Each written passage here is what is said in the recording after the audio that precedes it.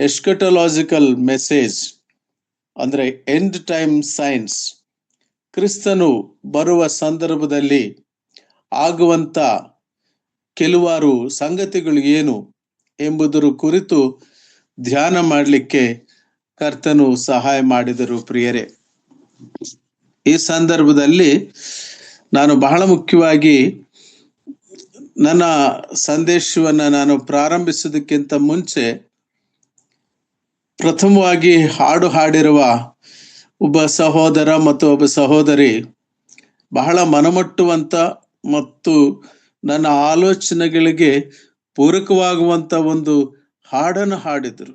ಮಂದಿರಂ, ಹೃದಯ ಮಂದಿರಂ, ಕೊನೆಗೆ ಎಲ್ಲಿ ನಿಲ್ಲುತ್ತೆ ದೇವಾಲಯ ಅಂತ ಹೇಳಿದ್ರೆ ಮನುಷ್ಯನ ಹೃದಯವೇ ದೇವಾಲಯ ಆಗಬೇಕೆಂಬುದಾಗಿ ಅಪೊಸ್ತಲನಾದ ಪೌಲ ಹೇಳಿರುವಂತ ಆ ಹಾಡು ಎಷ್ಟು ಅರ್ಥಗರ್ಭಿತವಾಗಿದೆ ಮತ್ತು ಎಷ್ಟು ಗಂಭೀರವಾಗಿದ್ದ ಹಾಡನ್ನು ಹಾಡಿದ್ದಾರೆ. ಪ್ರಿಯರು, ನಾನು ಅವರಿಗೆ ಕರ್ತನಾದ ಯೇಸು ಕ್ರಿಸ್ತನ ಹೆಸರಿನಲ್ಲಿ ವಂದನೆಯನ್ನು ಸಲ್ಲಿಸುವನಾಗಿದ್ದೇನೆ.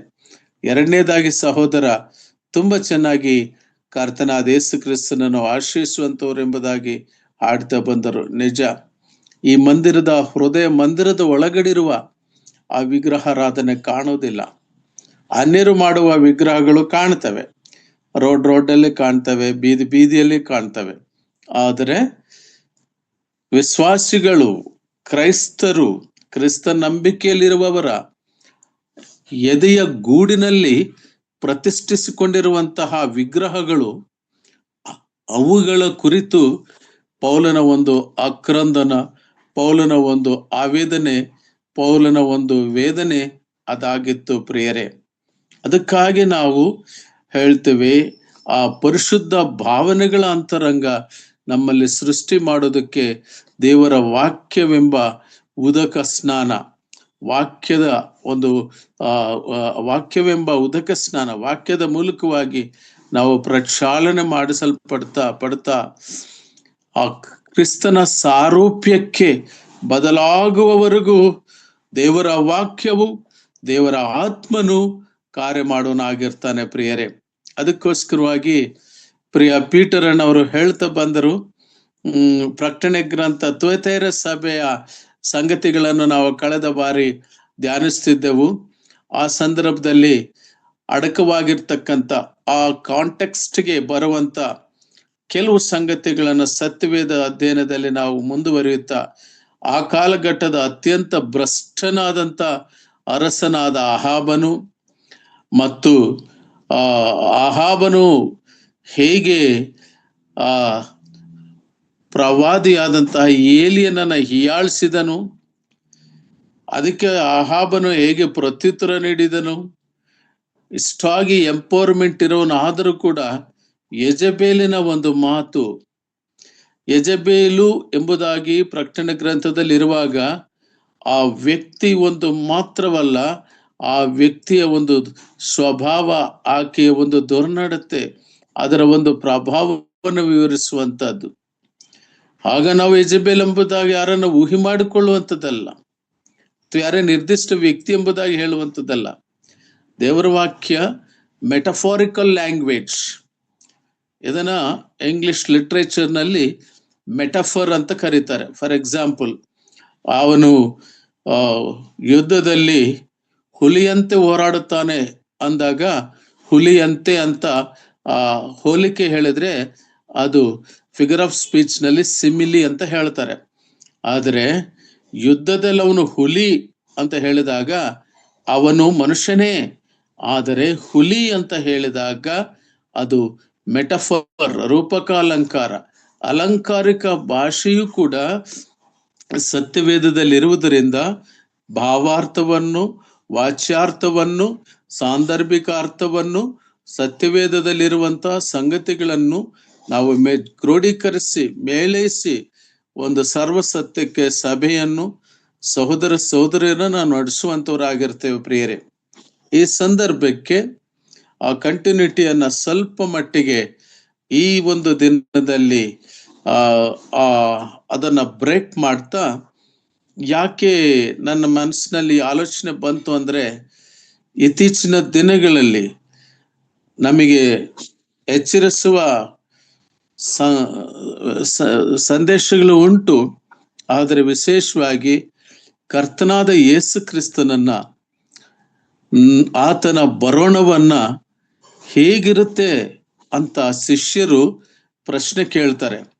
ಆ ಶಿಷ್ಯರ ಪ್ರಶ್ನೆ ಮತ್ತು ಕರ್ತನಾದ ಯೇಸು ಕ್ರಿಸ್ತನ ಪ್ರತ್ಯುತ್ತರ, ಆ ಸಂಭಾಷಣೆಯು ಹೆಚ್ಚಾಗಿ ನಮ್ಮನ್ನು ಆಲೋಚನೆಗೆ ಒಳಪಡಿಸಿದಾಗ ಆ ಸಂಭಾಷಣೆಯ ಆಧಾರಿತವಾಗಿರುವಂತ ಒಂದು ಸಂದೇಶವನ್ನ ನಾವು ಕಲ್ತ್ಕೊಳ್ಳುವಂತ ಒಂದು ಪ್ರಯತ್ನವನ್ನ, ತಿಳ್ಕೊಳ್ಳುವಂತ ಒಂದು ಪ್ರಯತ್ನವನ್ನ ಮಾಡೋಣ. ನನ್ನ ಜೊತೆಯಲ್ಲಿ ದಯಮಾಡಿ ಮತ್ತಾಯನ ಬರೆದ ಸುವಾರ್ಥ 24ನೇ ಅಧ್ಯಾಯ, Matthew, gospel according to Matthew chapter 24, 24ನೇ ಅಧ್ಯಾಯ 3-4 ವಚನಗಳನ್ನು ನಾನೇ ಓದ್ತೇನೆ. ನಂತರ ಕೆಲವು ವಚನಗಳನ್ನು ಹೇಳ್ತಿದ್ದಾಗ ಸಹೋದರ ಅಥವಾ ಸಹೋದರಿಯರು ಓದಬಹುದು. ಬಳಿಕ ಆತನು ಎಣ್ಣೆಯ ಮರಗಳ ಗುಡ್ಡದ ಮೇಲೆ ಕೂತಿದ್ದಾಗ ಶಿಷ್ಯರು ಆತನ ಬಳಿಗೆ ಪ್ರತ್ಯೇಕವಾಗಿ ಬಂದು, ಅದು ಯಾವಾಗ ಆಗುವುದು? ನೀನು ಪ್ರತ್ಯಕ್ಷನಾಗುವುದಕ್ಕೆ ಯುಗದ ಸಮಾಪ್ತಿಗೂ ಸೂಚನೆ ಏನು? ನಮಗೆ ಹೇಳು. ಇದು ಈ ಎರಡು ಪ್ರಶ್ನೆ. ಮೊದಲನೇ ಪ್ರಶ್ನೆ, the first question is related to time, is related to the particular period. ಯಾವ ಸಂದರ್ಭ ಅಥವಾ ಯಾವ ಸಮಯ, ಅದು ಯಾವಾಗ ಆಗುವುದು? ನಿನ್ನ ಪ್ರತ್ಯಕ್ಷತ ವಿಷಯದಲ್ಲಿ ಆ ಶಿಷ್ಯರ ಆತನ ಬಳಿಗೆ ಬಂದು ಅದು ಯಾವಾಗ ಆಗುವುದು ಮತ್ತು ನೀನು ಪ್ರತ್ಯಕ್ಷವಾಗುವುದಕ್ಕೆ ಯುಗದ ಸಮಾಪ್ತಿಗೂ ಸೂಚನೆ ಏನು? ಇಂಡಿಕೇಶನ್ಸ್, ಸೈನ್ಸ್, ನೀನು ಬರುವುದಕ್ಕೆ ಸೂಚನೆಗಳು ಏನು ಎಂಬ ಎರಡು ಪ್ರಶ್ನೆಗಳನ್ನ ಶಿಷ್ಯರು ಪ್ರತ್ಯೇಕವಾಗಿ ಬಂದರು. ಬಹಳ ಚೆನ್ನಾಗಿದೆ, ನಮ್ಮ ಕನ್ನಡ ಭಾಷೆಯಲ್ಲಿ ಆ ಮಾತನ್ನು ನಾವು ಅಲ್ಲಿ ಕಾಣ್ತೇವೆ. ಎಣ್ಣೆ ಮರದ ಗುಡ್ಡದ ಮೇಲೆ ಒಬ್ಬನೇ ಕೂತಿದ್ದಾಗ ಪ್ರತ್ಯೇಕವಾಗಿ, ಪ್ರೈವೇಟ್ಲಿ ಕರ್ತನಾದ ಯೇಸು ಕ್ರಿಸ್ತನ ಜೊತೆಯಲ್ಲಿ ಒಡನಾಟದಲ್ಲಿ ಶಿಷ್ಯರ ಸಂಗಡ ಮಾತನಾಡುವ ಸಂದರ್ಭ ಒಂದಿರ್ತದೆ. ಆದ್ರೆ ಪ್ರತ್ಯೇಕವಾಗಿ ಆತನೊಬ್ಬನಿದ್ದಾಗ ಒಂದು ವಿಚಾರವನ್ನು ವೈಯಕ್ತಿಕವಾಗಿ ತಿಳ್ಕೋಬೇಕು. ಹೀಗೆ ಪ್ರತ್ಯೇಕವಾಗಿ ಬಂದು ತಿಳ್ಕೊಳ್ಳೋರೆಲ್ಲರಿಗೂ ಕೂಡ ಒಂದು ವಿಶೇಷವಾದ ಉತ್ಕಟ, ಒಂದು ಅಂತರಾಳದ ಬಯಕೆ, ಎ ಗ್ರೇಟ್ ಡಿಸೈರ್ ಅವ್ರ ಹೃದಯದಲ್ಲಿ ಇರ್ತದೆ. ಇವತ್ತು ಕೂಡ ಅನೇಕ ಯವನಸ್ಥರಿಗೆ ಏನು ಈ ಕಾಲಘಟ್ಟ, ಏನು ಕರ್ತನಾದ ಯೇಸು ಕ್ರಿಸ್ತನ, ಏನು ಸಭೆಯಲ್ಲಿ ನಡೀತಿರೋದು, ಏನು ಸಭೆಯ ವಿಷಯಗಳು, ಅಥವಾ ಏನು ಯೇಸು ಕ್ರಿಸ್ತನ ಬೋಧನೆ, ಇವು ತಿಳ್ಕೋಬೇಕು, ಇನ್ನು ಕ್ವಶನ್ಸ್ ಕೇಳ್ಬೇಕಂತ ಪ್ರಶ್ನೆಗಳು ಇರ್ತವೆ. ಆದ್ರೆ ಈ ಶಿಷ್ಯರು ಪ್ರತ್ಯೇಕವಾಗಿರೋದನ್ನು ನೋಡಿ ಬಂದರು.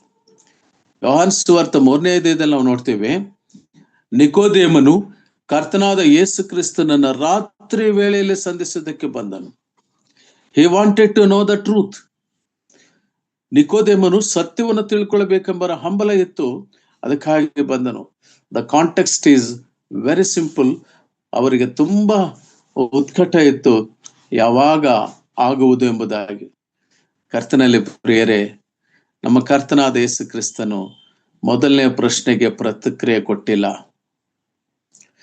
ಎರಡನೇ ಪ್ರಶ್ನೆಗೂ ಕೂಡ ತಕ್ಷಣ ಪ್ರತಿಕ್ರಿಯೆ ಕೊಟ್ಟಿಲ್ಲ. ಆದ್ರೆ ಕರ್ತನಾದ ಯೇಸು ಕ್ರಿಸ್ತನು ಪ್ರತಿಕ್ರಿಯೆ ಕೊಟ್ಟಿದ್ದು, ಡೋಂಟ್ ಬಿ ಡಿಸೀವ್ಡ್. ನಾನು ಬಹಳ ಎಷ್ಟು ಹೃದಯಾಂತರಂಗದಲ್ಲಿ ಗಮನಿಸಿ ನೋಡುವ ದೇವರು ಆ ಶಿಷ್ಯರ ಜೊತೆ ಸಂಭಾಷಣೆ ಮಾಡುವಾಗ ಅವರು ಕೇಳಿರುವ ಪ್ರಶ್ನೆ ಏನು, ಕರ್ತನು ನೀಡುತ್ತಿರುವಂತ ಪ್ರತ್ಯುತ್ತರ ಏನು? ಗಮನಿಸಿ ನೋಡ್ರಿ. 4ನೇ ವಚನದ 24ನೇ ಅಧ್ಯಾಯ 4ನೇ ವಚನದ ಕೊನೆ ಭಾಗ ನಾನು ಓದ್ತಾ ಇದ್ದೇನೆ.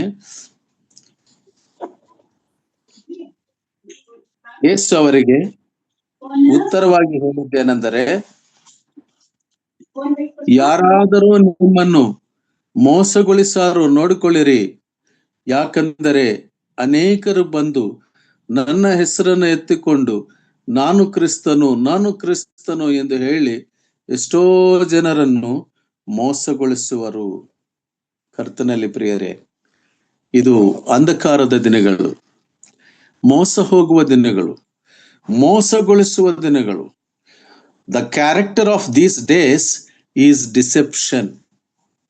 ಎಲ್ಲ ರೀತಿಗಳಲ್ಲಿ ಮೋಸಗೊಳಿಸುವಂತಹದ್ದು, ಮೋಸಕ್ಕೆ ಒಳಗಾಗಿ ಹೋಗುವಂಥದ್ದು.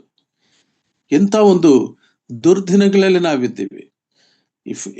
ಫಿನಾನ್ಷಿಯಲ್ ಮೋಸ ಆಗುತ್ತೆ, ನಮ್ಮ ಟ್ರಾನ್ಸಾಕ್ಷನಲ್ ಮೋಸ ಆಗುತ್ತೆ, ನಮಗಿರುವಂತ ಆ ಸ್ಪಿರಿಚುವಲ್ ರೆಲ್ಮ್ಸ್, ಸ್ಪಿರಿಚುವಲ್ ಕಿಂಗ್ಡಮ್, ಇದರಲ್ಲಿ ಮೋಸ ಆಗತ್ತೆ. ಅನೇಕ ನಮ್ಮ ಯುವಶಕ್ತಿ, ಯುವಕರು ನೂರಾರು ಸಾವಿರಾರು ಯೂಟ್ಯೂಬ್ ಮೆಸೇಜಸ್ ಕೇಳಿಸ್ಕೊಳ್ತಾ ಇರ್ಬೋದು, ಅದರಲ್ಲಿ ಕೇವಲ 5% 6% ಕರೆಕ್ಟ್ ಇರ್ಬೋದು. I cannot ascertain the things.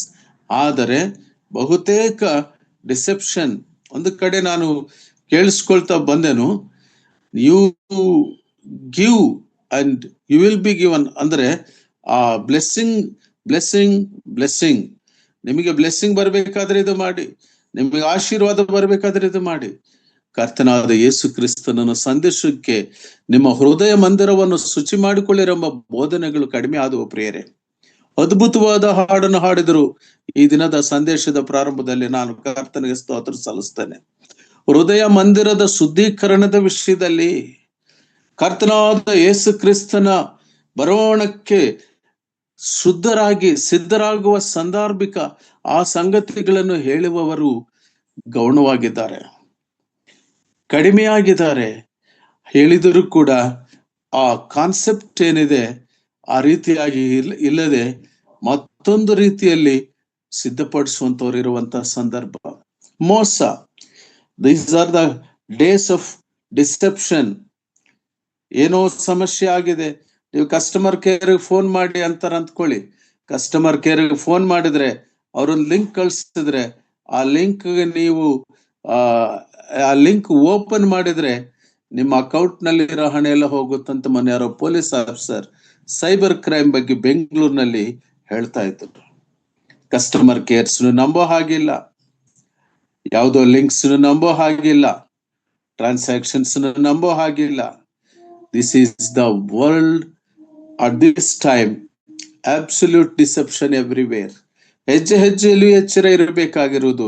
ನಮ್ಮ ಕರ್ತನಾದ ಯೇಸು ಕ್ರಿಸ್ತನು ಬಹಳ ಮುಂಚಿತವಾಗಿ ನಮಗೆ ಈ ಸಂಗತಿಗಳನ್ನು ತಿಳಿಸಿದ್ದಾರೆ, ಎಸ್ಪೆಷಲಿ ಬೋಧೆಯ ವಿಷಯದಲ್ಲಿ. ಇನ್ನೊಂದು ಮಾತು ನಾವೆಲ್ಲ ನೋಡ್ತೀವಿ, ನಾನು ಹೆಚ್ಚು ಸಮಯ ತಗೊಳ್ಳುವುದಿಲ್ಲ. ನನಗೆ ನಿಗದಿಯಾದ ಸಮಯದಲ್ಲಿನೇ ನಾವು ಕರ್ತನಾದ ಯೇಸು ಕ್ರಿಸ್ತನನ್ನು ಎದುರುಗೊಳ್ಳೋದಕ್ಕೆ ಸಿದ್ಧರಾಗಲು ಏನು ಸೂಚನೆಗಳನ್ನು ಶಿಷ್ಯರಿಗೆ ಕೊಟ್ಟರೋ ಆ ದಿನ, ಅದು ಆ ಯಹೂದ್ಯರಿಗೆ ಸಂಬಂಧಿಸಿರುವಂತದ್ದೇ ಆಗಿದ್ದಿರಬಹುದು. ಆದರೆ ಅಂತ್ಯಕಾಲದಲ್ಲಿ ನಾವಿದ್ದಾಗ ಕರ್ತನಾದ ಯೇಸು ಕ್ರಿಸ್ತನ ಪ್ರತ್ಯಕ್ಷತೆಯು 2 ಹಂತಗಳು. ಒಂದು, ಆತನು ಮಧ್ಯಾಕಾಶದಲ್ಲಿ ಪ್ರತ್ಯಕ್ಷನಾಗ್ತಾನೆ ಕರ್ತನಾದ ಯೇಸು ಕ್ರಿಸ್ತನು. ಅದು ರಹಸ್ಯ ಬರೋಣ. ಯಾರು ಆತನಲ್ಲಿ ನಂಬಿಕೆ ಇಟ್ಟು ಕರ್ತನಾದ ಯೇಸು ಕ್ರಿಸ್ತನಲ್ಲಿ ನೆಲೆಯೂರಿರೋರು, ಆತನಲ್ಲಿ ಬೇರೂರಿಕೊಂಡು ಜೀವಿಸೋರು ಇರ್ತಾರೋ ಅವ್ರು ಎತ್ತಲ್ಪಡುತ್ತಾರೆ. ಮತ್ತೊಂದು ಸಂದರ್ಭ, ಅದು ನಾವು ಮುಂದಕ್ಕೆ ಹೋಗುವಾಗ ಅಧ್ಯಯನ ಮಾಡ್ತೇವೆ. ಬಿಫೋರ್ ದ ಮಿಲೇನಿಯಂ ಆ ಮಿಲೇನಿಯಂ ಸಂದರ್ಭದಲ್ಲಿ ಬರುವಂತ ಆ ಒಂದು ಆಗಮನದ ಕುರಿತು, ರಾಪ್ಚರ್ ಮತ್ತು ಸೆಕೆಂಡ್ ಕಮಿಂಗ್, ಭೂಲೋಕದಲ್ಲಿರುವ ಜನ ಎಲ್ಲ ನೋಡುವವರು ಆಗ ಆ ಬಹಿರಂಗವಾಗಿ ಬರುವಂತದ್ದು. ಈಗ ನಮ್ಮ ಕರ್ತನಾದ ಯೇಸು ಕ್ರಿಸ್ತನು ಶಿಷ್ಯರಿಗೆ ಸಮಯದ ಕುರಿತು ಹೇಳಲಿಲ್ಲ, ಇಷ್ಟೊಳಗೆ ಬರುತ್ತೇವೆಂಬುದಾಗಿರುವ ವಿಷಯದಲ್ಲಿ ಹೇಳಲಿಲ್ಲ. ಪರಂತು ಕರ್ತನಾದ ಯೇಸು ಕ್ರಿಸ್ತನ ಹೇಳಿದ್ದೇನೆಂದ್ರೆ, ಮೋಸ ಹೋಗಬೇಡ್ರಿ. ಯಾವ ರೀತಿ ಅಂತ ನೋಡ್ರಿ, 10ನೇ ವಚನದಲ್ಲಿ ಇನ್ನೊಂದಿದೆ. 11ನೇ ವಚನದಲ್ಲಿ, ಬಹುಮಂದಿ ಸುಳ್ಳು ಪ್ರವಾದಿಗಳು ಸಹ ಎದ್ದು ಅನೇಕರನ್ನು ಮೋಸಗೊಳಿಸುವರು.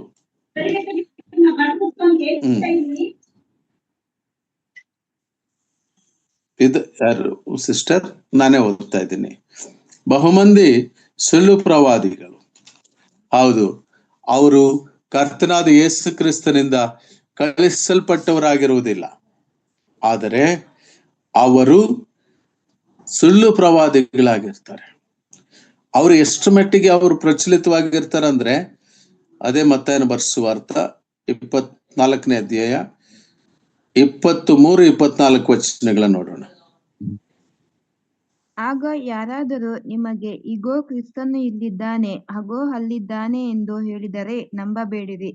ಸುಳ್ಳು ಕ್ರಿಸ್ತರು ಸುಳ್ಳು ಪ್ರವಾದಿಗಳು ಎದ್ದು ಸಾಧ್ಯವಾದರೆ ದೇವರಾಗಿಕೊಂಡವರನ್ನು ಸಹ ಮೋಸಗೊಳಿಸುವುದಕ್ಕೋಸ್ಕರ ದೊಡ್ಡ ದೊಡ್ಡ ಸೂಚಕ ಕಾರ್ಯಗಳನ್ನು, ಅದ್ಭುತ ಕಾರ್ಯಗಳನ್ನು ಮಾಡಿ ತೋರಿಸುವರು.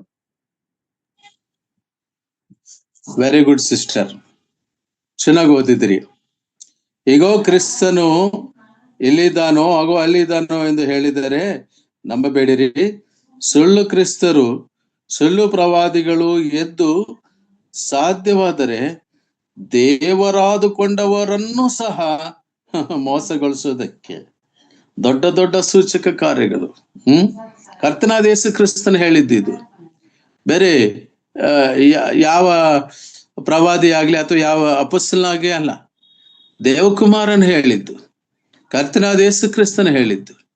ಈ ಮಾತುಗಳನ್ನ ನಾವು ಈ ಅಂತ್ಯ ದಿನಗಳಲ್ಲಿ, ಮೋಸಕರವಾದಂಥ ದಿನಗಳಲ್ಲಿ, ಮೋಸವು ತುಂಬಿರುವ ದಿನಗಳಲ್ಲಿ ಎಚ್ಚರವಾಗಿರಬೇಕಾಗಿರೋದು ಈ ವಿಷಯಗಳನ್ನು ಕುರಿತು. ಹೇಗೆಂದ್ರೆ, ದೊಡ್ಡ ದೊಡ್ಡ ಸೂಚಕಾರ್ಯಗಳನ್ನು, ಅದ್ಭುತ ಕಾರ್ಯಗಳನ್ನು ಮಾಡಿ ತೋರಿಸುವರು. ತೋರಿಸುತ್ತಾ ನಂಬಿ ಎಂಬುದಾಗಿ ಹೇಳೋರು.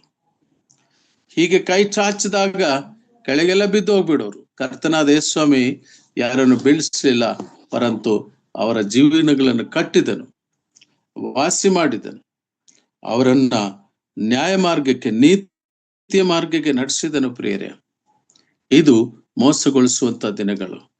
ನಾವು ಮೊದಲನೇದಾಗಿ ತಿಳ್ಕೊಳ್ಳೋಣ, ಮೋಸ ಹೋಗಬಾರದು.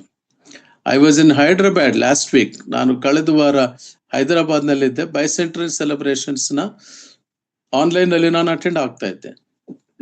ನನ್ನ ಮಗ ಹೈದ್ರಾಬಾದ್ ನೋಡೋಣ ಬನ್ನಿ ಡ್ಯಾಡಿ ಅಂತ ಕರ್ಕೊಂಡು ಹೋದ. ಅವನ ಪತ್ನಿಯನ್ನು, ಅವನ ಮಗನನ್ನು ಮತ್ತು ನನ್ನ ಪತ್ನಿಯನ್ನು. ಒಂದು ಕಡೆ ಡಿನ್ನರ್ಗೆ ಹೋಗದ, ಇದು ಹತ್ತಿರ ಇದೆ ಕೂಕಟ್ಪಲ್ಲಿಗೆ ಅಂತ ಹೇಳಿದೆ. ಕೂಕಟ್ಪಲ್ಲಿ ಅಂದಾಗ ನಮ್ಮ ಮಿಸ್ಸಸ್ ಹೇಳಿದ್ರು, ಇಲ್ಲಿ ಸತೀಶ್ ಕುಮಾರ್ ಅವ್ರ ಸಭೆ ಇಲ್ಲಿ ಅಂತ ಇರೋದು ಅಂತ ಅವ್ರು ಹೇಳಿದ್ರು. ನನ್ನ ಮಗ ಹೇಳಿದ, ಡ್ಯಾಡಿ ಹೋಗೋಣ ಅಲ್ಲಿಗೆ ಅಂತ. 1,00,000 ಜನ ಸೇರ್ತಾರಂತಲ್ಲಿ. 1,00,000 ಜನ. ಪ್ರಾರ್ಥನಾ ತೈಲ ಅದು ಮಾರಾಟ, ಅಥವಾ ಹ್ಯಾಂಡ್ ಕರ್ಚೀಫ್ಸ್ ಅದು ಮಾರಾಟ. ನಾನು ಯಾರನ್ನು ವಿಮರ್ಶಿಸ್ತಿಲ್ಲ, ಬಟ್ ಬೋಧನೆ ವಿಧಾನ ಹೀಗಿರುವಾಗ ಯಾವ ರೀತಿ ಜನರು ತಪ್ಪೂರಾಗಿರ್ತಾರೆ. ನನ್ನ ಮಗ ಕೇಳಿದ, ಡ್ಯಾಡಿ ನೋಡ್ತೀರಾ, ಕಲ್ವರಿ ಟೆಂಪಲ್ಗೆ ಹೋಗೋಣ ನೋಡ್ತೀರಾ? ನಾನು ಅವನಿಗೆ ಪ್ರಶ್ನೆ ಕೇಳಿದೆ, ಬಾಬು ಅಲ್ಲಿ ಯೇಸು ಕ್ರಿಸ್ತನಿದ್ದಾನ ಅಂತ. ಏನ್ ಡ್ಯಾಡಿ ಹಿಂಗ್ ಕೇಳಿದ್ರಿ? ಹೌದು ಬಾಬು, ಕರ್ತನಾದ ಯೇಸು ಕ್ರಿಸ್ತನು, ನಾನು ಆತನ ಸನ್ನಿಧಿಗೆ ಹೋಗ್ಬೇಕು. ಕರ್ತನ ಚಿತ್ತವಿದ್ರೆ ನೆಕ್ಸ್ಟ್ ಡೇ ಆರಾಧನೆ ಇದೆಯಲ್ಲ, ನನ್ನ ಸಭೆಗೆ ಆರಾಧನೆ ಎಂಬುದಾಗಿ ಹೇಳುವಾಗ, ಕರ್ತನಲ್ಲಿ ಪ್ರಿಯರೇ, ಆಕರ್ಷಣೆ ಅಲ್ಲ ಆರಾಧನೆ, ಅಥವಾ ಹೃದಯದಲ್ಲಿ ಒಂದು ಆವೇದನೆ ಬಂದ್ರೆ ಅದು ಆರಾಧನೆ ಅಲ್ಲ. ಮತ್ತೈ ಸುವಾರ್ತೆ 27ನೇ ಅಧ್ಯಾಯ 19ನೇ ವಚನದಲ್ಲಿ ಒಬ್ಬ ಅಪರಿಚಿತ ಮಹಿಳೆ, ಒಬ್ಬ ಅನಾಮಿಕ ಮಹಿಳೆ, ಉನ್ನತ ಪದವಿಯಲ್ಲಿರ್ತಕ್ಕಂಥ ಅವನ ಪತ್ನಿ, ಪಿಲಾತನ ಹೆಂಡತಿ, ಒಬ್ಬ ಸೇವಕನಿಗೆ ಹೇಳಿ ಕಳಿಸುತ್ತಾಳೆ, ಅವನಿಗೆ ಹೋಗು, ನೀನು ಹೇಳು, ಆ ಯೇಸುವಿನ ಗೊಡವೆಗೆ ನೀನು ಹೋಗಬೇಡ, ಅವನ ನಿಮಿತ್ತ ರಾತ್ರಿ ನಾನು ಕನಸಿನಲ್ಲಿ ಬಹಳ ವ್ಯಥೆಪಟ್ಟನೆಂಬುದಾಗಿ ಹೇಳಿದನು. ಕರ್ತನಲ್ಲಿ ಪ್ರಿಯರೇ, ಆಕೆಯ ಮನಸ್ಸಿನಲ್ಲಿ ಆ ಒಂದು ವೇದನೆ ಇತ್ತು, ಆವೇದನೆ ಇತ್ತು. ಒಂದು ವೇಳೆ ಆ ವೇದನೆಯಿಂದ ಆರಾಧನೆಯ ಮೆಟ್ಟಿಲಿದ್ದಿರಬಹುದಾಗಿತ್ತು, ಆದರೆ ಅದು ಆರಾಧನೆ ಅಲ್ಲ. ಅನೇಕ ಸಂಗತಿಗಳಲ್ಲಿ ನಾವು ತಪ್ಪಿ ಹೋಗುವಂತರಾಗಿರ್ತೇವೆ. ಕರ್ತನಾದ ಯೇಸು ಕ್ರಿಸ್ತನನ್ನ ಆರಾಧಿಸ್ಲಿಕ್ಕೆ ಸಭೆಗೆ ಹೋಗುವುದು ಅದು ಒಂದು ಆತ್ಮೀಯ ಅನುಭವ ಆಗಬೇಕೆ ಹೊರತು ಆಶೀರ್ವಾದದ ಬಯಕೆ ಆಗಿರಬಾರದು. ಆಶೀರ್ವಾದಕ್ಕಾಗಿ ಅಲ್ಲ, ಒಂದು ಆತ್ಮೀಯ ಅನುಭವ. ಕರ್ತನಾದ ಯೇಸು ಕ್ರಿಸ್ತನ ಶಿಲುಬೆಯ ಮರಣದ ಆ ಸಂದರ್ಭ, ಆ ಮರಣವನ್ನು, ಆ ಪುನರುತ್ಥಾನವನ್ನ ಜ್ಞಾಪಕ ಮಾಡಿಕೊಳ್ಳುತ್ತಾ ಆತನೊಂದಿಗೆ ನಾವು ಏಕೀಭವಿಸುತ್ತಾ ಪವಿತ್ರಾತ್ಮನ ಭಾವನೆಯಿಂದ ನಾವು ತುಂಬಿ ಆತ್ಮೀಯ ರೀತಿಯಲ್ಲಿ ಸತ್ಯಕ್ಕೆ ತಕ್ಕಾಗ ಆರಾಧಿಸಬೇಕು. ನಮ್ಮ ಕರ್ತನಾದ ಯೇಸು ಕ್ರಿಸ್ತನು ಮತ್ತೊಂದು ಸ್ತ್ರೀ, ಸಮಾರ್ಯ ಸ್ತ್ರೀ ಹತ್ರ ಈ ಮಾತನ್ನ ಹೇಳಿದನು, ನನ್ನನ್ನು ಆರಾಧಿಸೋರು ಇಂಥವರಾಗಿರ್ಬೇಕು. ಅದು ಹೊರತುಪಡಿಸಿ ಕೂಗಾಟಗಳು, ಕಿರುಚಾಟಗಳು, ಆಕರ್ಷಣೆಗಳು. ಆಕರ್ಷಣೆಯು ಆರಾಧನೆ ಅಲ್ಲ, ಆವೇದನೆಯು ಆರಾಧನೆ ಅಲ್ಲ. ಮತ್ತು ಒಂದು ರೀತಿಯ ಏನು ವ್ಯಕ್ತಿಗತ ಇಮೋಷನ್, ಭಾವೋದ್ರೇಕವು ಆರಾಧನೆಯಲ್ಲ. ಹೃದಯ ತುಂಬಿ ಬರುವ ಆತ್ಮೀಯ ಅನುಭವಕ್ಕೆ ದಾಟಿ ಹೋಗುವಂತ ಒಂದು ಹೃದಯ ಮಂದಿರದ ಆ ಒಂದು ಸ್ತೋತ್ರ ನೀಡುವ ಅನುಭವ. ಪ್ರಿಯರೇ, ಮೋಸ ಹೋಗಬೇಡಿರಿ. ನನ್ನ ಕರ್ತನಾದ ಯೇಸು ಕ್ರಿಸ್ತನು ಅಂತ್ಯ ದಿನಗಳಲ್ಲಿ ಇರುವ ವಿಶ್ವಾಸಿಗಳಿಗೆ ಹೇರುವಂತ ಒಂದು ಮೊದಲನೇ ಅಂಶ, ಮೋಸ ಹೋಗಬೇಡ್ರಿ. ನಾನು ಇನ್ನ 4 ಅಂಶಗಳಿವೆ, ಸ್ವಲ್ಪ ಬೇಗನೆ ಮುಂದಕ್ಕೆ ಹೋಗ್ತೇನೆ. ಯಾಕಂದ್ರೆ ಈ ಸಬ್ಜೆಕ್ಟ್ ಸ್ವಲ್ಪ ಇನ್ ಡೆಪ್ತ್ ಹೋಗುವಾಗ ಟೈಮ್ ಕನ್ಸ್ಯೂಮಿಂಗ್, ವಿಷಯ ಹೆಚ್ಚು ತೆಗೆದುಕೊಳ್ಳುತ್ತೆ. ಹಾಗಾಗಿ ಕರ್ತನಾದ ಯೇಸು ಕ್ರಿಸ್ತನ ಪ್ರತ್ಯುತ್ತರದ ಮೊದಲನೆಯ ಮಾತು, ಮೋಸ ಹೋಗಬೇಡ್ರಿ. 2ನೇ ಮಾತು ದಯಮಾಡಿ ಗಮನಿಸಿ ನೋಡೋಣ. ಮೊದಲನೇ ತಿಮೋತಿ 4ನೇ ಅಧ್ಯಾಯ 1ನೇ ವಚನ ಓದಿ ಸಿಸ್ಟರ್. ಮೊದಲನೇ ತಿಮೋತಿ 4ನೇ ಅಧ್ಯಾಯ 1ನೇ ವಚನ. ಆದರೂ ಮುಂದಣ ದಿನಗಳಲ್ಲಿ ಕೆಲವರು ವಂಚಿಸುವ ಆತ್ಮಗಳ ನುಡಿಗಳಿಗೂ ದೆವ್ವಗಳ ಬೋಧನೆಗೂ ಲಕ್ಷ್ಯ ಕೊಟ್ಟು ಕ್ರಿಸ್ತ ನಂಬಿಕೆಯಿಂದ ಆಗುವರೆಂದು ದೇವರಾತ್ಮನು ಸ್ಪಷ್ಟವಾಗಿ ಹೇಳುತ್ತಾನೆ. ಸಾಕು ಸಿಸ್ಟರ್. ಕ್ರಿಸ್ತ ನಂಬಿಕೆಯಿಂದ ಭ್ರಷ್ಟರಾಗುವುದು. ನಂಬಿಕೆಯ ಭ್ರಷ್ಟತೆ ಎಂಬುದಾಗಿ ಹೇಳುವಾಗ ಕ್ರಿಸ್ತ ನಂಬಿಕೆಯಲ್ಲಿ ಭ್ರಷ್ಟತ್ವ ಆಗುವಂಥದ್ದು. ಆ ಕ್ರಿಸ್ತ ನಂಬಿಕೆಯಲ್ಲಿ ಭ್ರಷ್ಟತ್ವ ಆಗುವಂತಹದ್ದು ಅಂತ್ಯ ದಿನಗಳೆಲ್ಲ ನಾವು ಕಾಣ್ತೇವೆ. ಅದಕ್ಕೆ ನಮ್ಮ ಕರ್ತನಾದ ಯೇಸು ಸ್ವಾಮಿ ಹೇಳಿದ್ರು, ದಯಮಾಡಿ ನೋಡ್ರಿ, ಲೂಕನ ಬರೆದ ಸುವಾರ್ತೆ 18ನೇ ಅಧ್ಯಾಯ 7-8 ವಚನಗಳು. ಲೂಕನು ಬರೆದ ಸುವಾರ್ತೆ 18ನೇ ಅಧ್ಯಾಯ 7 ಮತ್ತು 8ನೇ ವಚನ.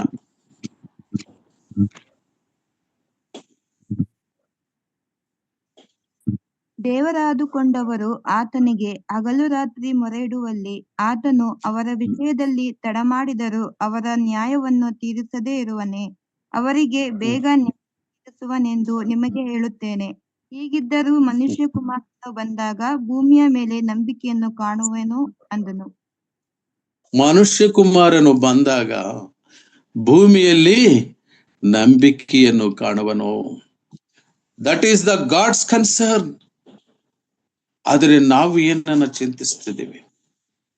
ಅದ್ಭುತಗಳು, ಆಶೀರ್ವಾದಗಳು. ಈ ಬದುಕು ಹೆಂಗೋ ಸಾಗಿ ಹೋಗುತ್ತೆ, ಈ ಜೀವನ ನಡೆದು ಹೋಗುತ್ತೆ. ದೇವರು ನಮ್ಮನ್ನು ಕೈ ಬಿಡುವನಲ್ಲ. ಆತನ ನೀತಿಗಾಗಿ, ರಾಜ್ಯಕ್ಕಾಗಿ ತವಕ ಪಡ್ರೆ ನಿಮಗೆ ಅವೆಲ್ಲವೂ ಕೂಡ ಕೊಡಲ್ಪಡುವುದು.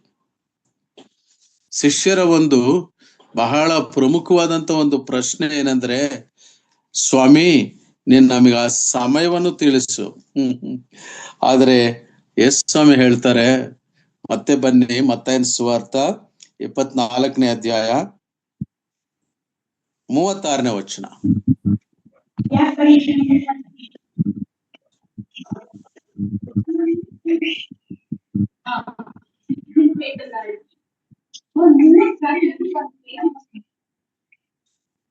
ಸಿಸ್ಟರ್ ಕ್ಷಮಿಸಿ, ನಾನೇ ಓದ್ತೀನಿ. ಇದಲ್ಲದೆ ಆ ದಿನದ ವಿಷಯವು ಆ ಗಳಿಗೆ ವಿಷಯವು ನನ್ನ ತಂದೆ ಒಬ್ಬನಿಗೆ ತಿಳಿಯುವುದೇ ಹೊರತು ಮತ್ಯಾರಿಗೂ ತಿಳಿಯದು, ಪರಲೋಕದಲ್ಲಿರುವ ದೂತರಿಗೂ ತಿಳಿಯದು, ಮಗನಿಗೂ ತಿಳಿಯದು. ನೋಡಿದ್ರ ಸ್ವಾಮಿ ಎಷ್ಟು ಸ್ಪಷ್ಟವಾಗಿ ಹೇಳಿದ್ದಾರೆ.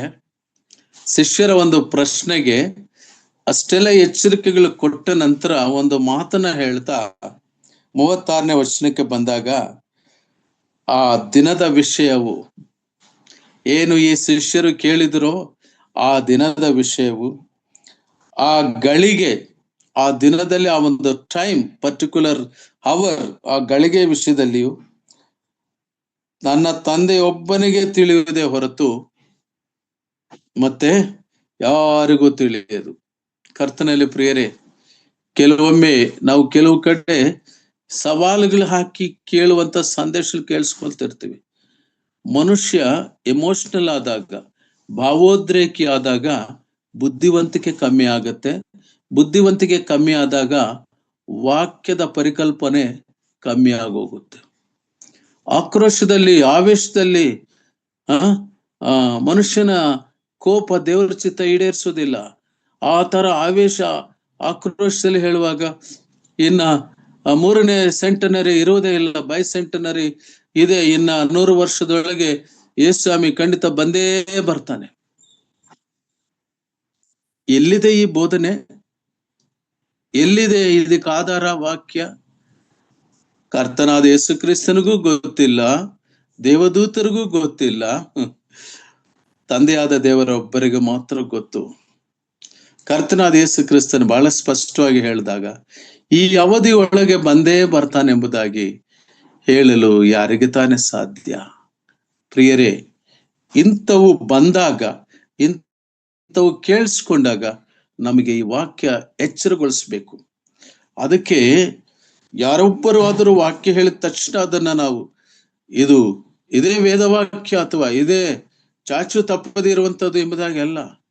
ಬೇರೆ ವಿಶ್ವಾಸಿಗಳು ಆ ವಾಕ್ಯದಲ್ಲಿ ಇರುವಂತ ಅದರ ಕಾಂಟೆಕ್ಸ್ಟ್ ಸರಿ ಇದೆಯಾ, ಅದು ದೇವರ ಉದ್ದೇಶಕ್ಕೆ ಸಂಬಂಧಪಟ್ಟದ್ದ, ಸತ್ಯವೇದ ಇದನ್ನ ಸ್ಪಷ್ಟಪಡಿಸಿದೆಯಾ, ಕರ್ತನಾದ ಯೇಸು ಕ್ರಿಸ್ತನ ತಿಳಿಸಿದನ, ಅಪೊಸ್ತಲರು ಹೇಳಿದರ, ಇಷ್ಟೆಲ್ಲ ಪರ್ಸ್ಪೆಕ್ಟಿವ್ಸ್ ನಿಂದ ಯೋಚನೆ ಮಾಡುವಂತವರಾಗಿದ್ದರು.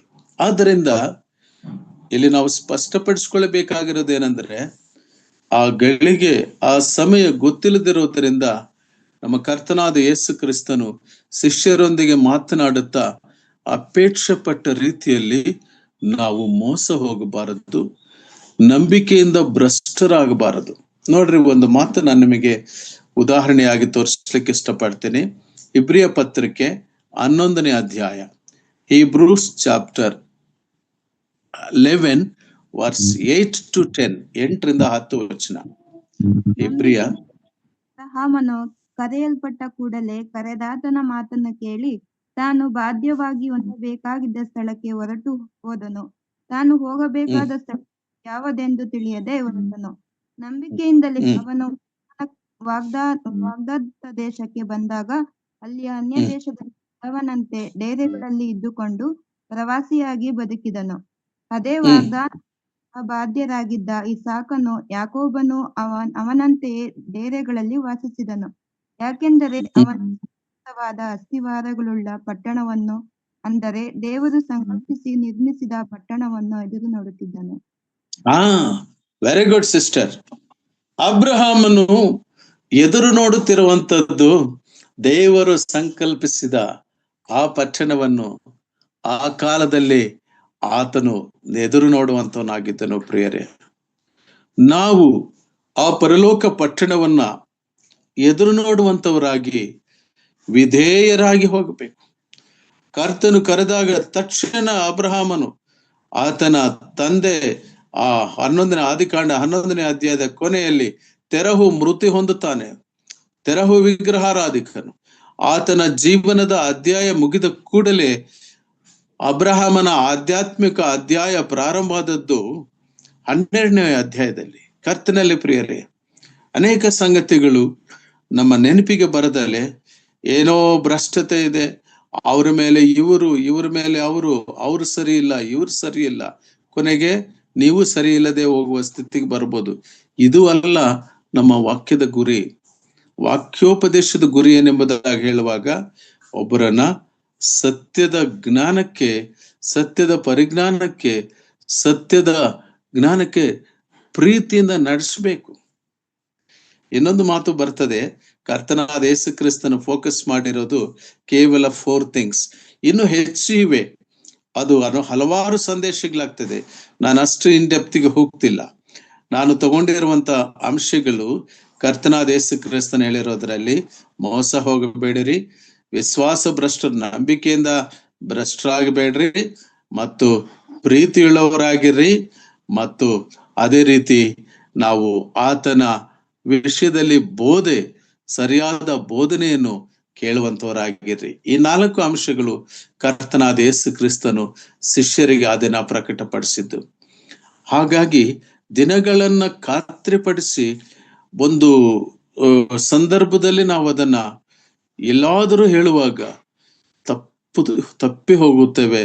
ಯಾಕಂದ್ರೆ ತಂದೆ ಒಬ್ಬರಿಗೆ ಗೊತ್ತು, ಕರ್ತನಾದ ಯೇಸು ಕ್ರಿಸ್ತನ ಪ್ರತ್ಯಕ್ಷತೆ ಮತ್ತೆ ಯಾರಿಗೂ ಗೊತ್ತಿಲ್ಲ.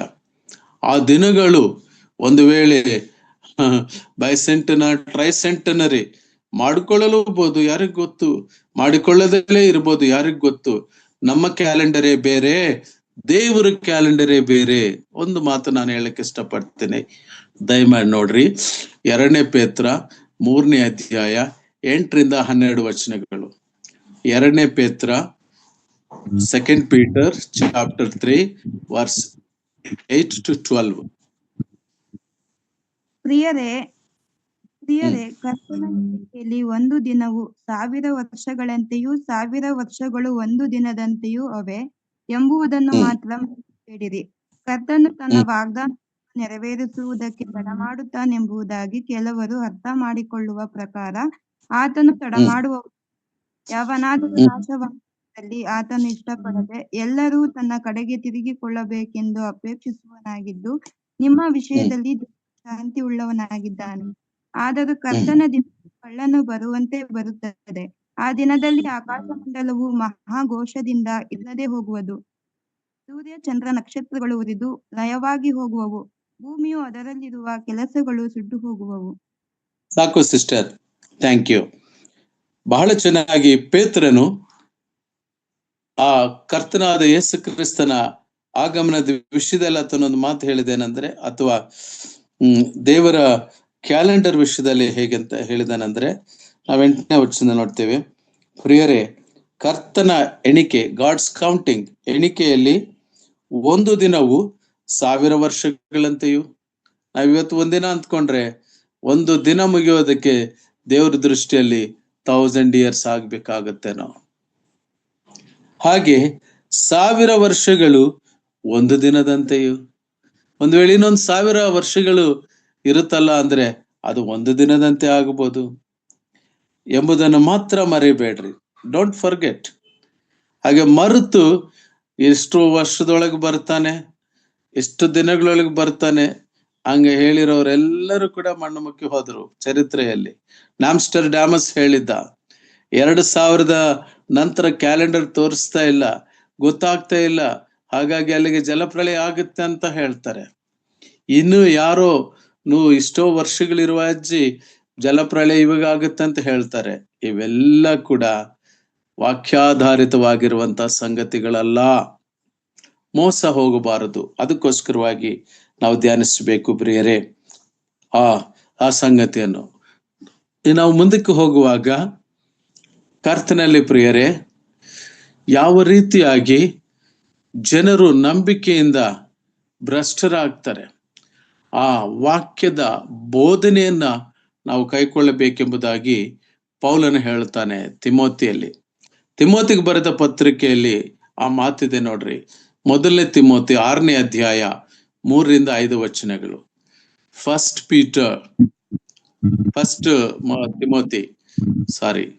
ತಿಮೋತಿ 6ನೇ ಅಧ್ಯಾಯ 3-5 ವಚನಗಳು. ಯಾವನಾದರೂ ಬೇರೆ ವಿಧವಾದ ಉಪದೇಶವನ್ನು ಮಾಡಿ ನಮ್ಮ ಕರ್ತನಾದ ಯೇಸು ಕ್ರಿಸ್ತನ ಸ್ವಸ್ಥವಾದ ಮಾತುಗಳಿಗೆ ಭಕ್ತಾರವಾದ ಉಪದೇಶಕ್ಕೂ ಸಮ್ಮತಿಸದೆ ಹೋದರೆ ಅವನು ಒಂದನ್ನು ತಿಳಿಯದೆ ಕುತರ್ಕ ವಾಗ್ದಾನಗಳನ್ನು ಮಾಡುವ ಭ್ರಾಂತಿಯಲ್ಲಿದ್ದು ಮದದಿಂದ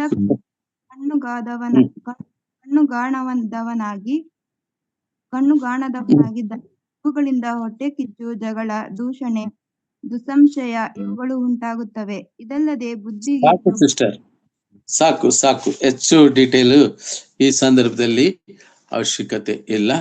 ಆದ್ದರಿಂದ ಪೌಲನು ತಿಮೋಥನಿಗೆ ಒಂದು ಸ್ವಸ್ಥ ಬೋಧನೆಯನ್ನು ಕುರಿತು ಸ್ಪಷ್ಟವಾಗಿ ಹೇಳುವಂತದನ್ನ ನಾವು ಕಾಣ್ತೇವೆ.